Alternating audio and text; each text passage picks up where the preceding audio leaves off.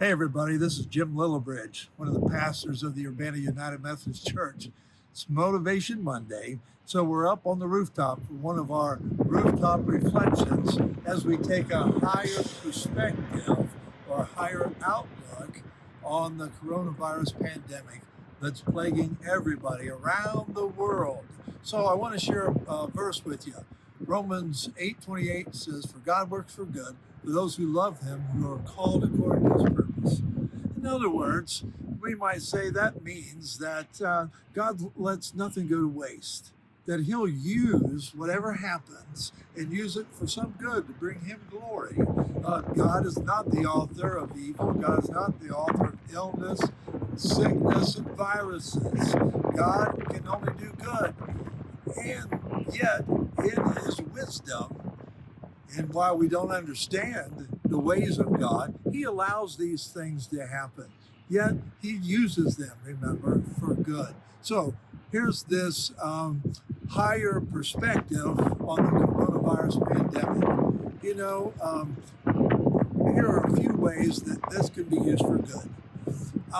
For example, we know the stock market is very volatile now. People are getting all anxious about their 401ks, about their, their money here, there, and everywhere. We get all anxious when we worry about our money. Well, maybe God is using this as an opportunity to remind us, it's not about money. It's not about stuff. Alan Morris is an attorney here in Urbana, and he's got a little sign in his office that says the best things in life are not things. Life is not about stuff. I mean, let's face it, you can't take it with you. There's no pockets in a shroud. You've never seen a hearse pulling a U-Haul. You cannot take it with you. And for another perspective, high above, think about this. If you make $25,000 a year in the United States, your earnings are more than 95% of the world's population. If you make $50,000 a year, your earnings are more than 98% of the world's population. Sometimes we need to put things into perspective, and just maybe, God's using this to remind us that life is not about stuff. Now, here's another thing. The only thing we can take with us when we move from this life to the life to come are our relationships. We came into the world with nothing, we're going to go out of the world with nothing. But the one thing that we can take with us are our relationships. The relationship we have with God our Father through our Son Jesus, his Son Jesus Christ. The relationships we have with all the saints, those who've gone before us and those who will come on after us. This is a great opportunity that God, I think, is using to slow us down and realize that, hey, quit being so busy, working hard to raise more money or to get more stuff, because life is not about stuff. Let's invest it in the people that mean the most to us. And that leads me to the last thing I want to share with you today. And that is, you know what?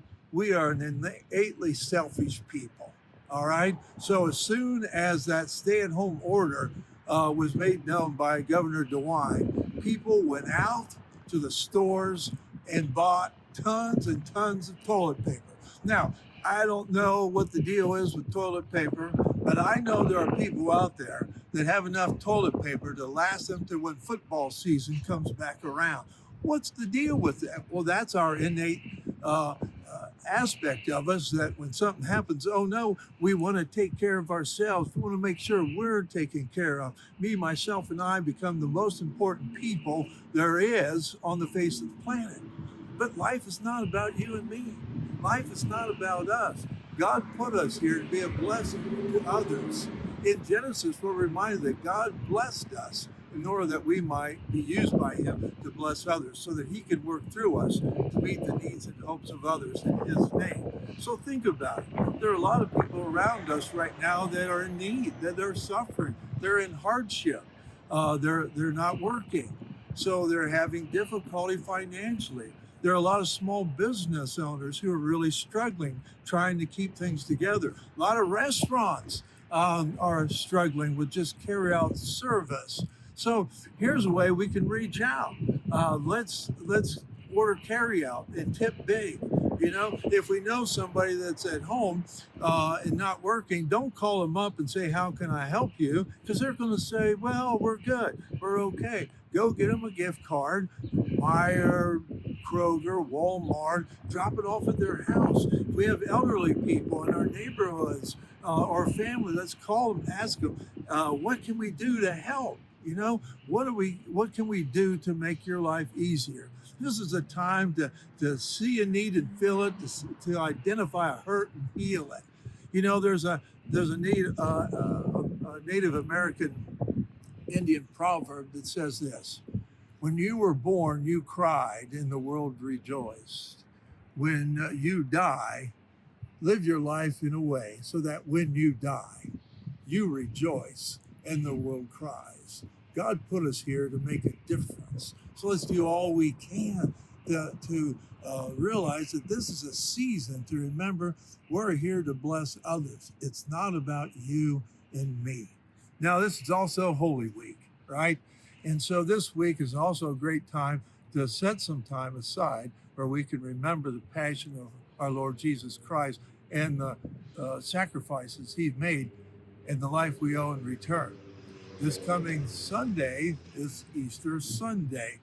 Spoiler alert, the tomb is still empty, but you can come and join us at 10:30 as we have a wonderful online Easter celebration. But for now, I just want to remind you again that in all of this coronavirus pandemic stuff, God's got this, God's got you. God bless you.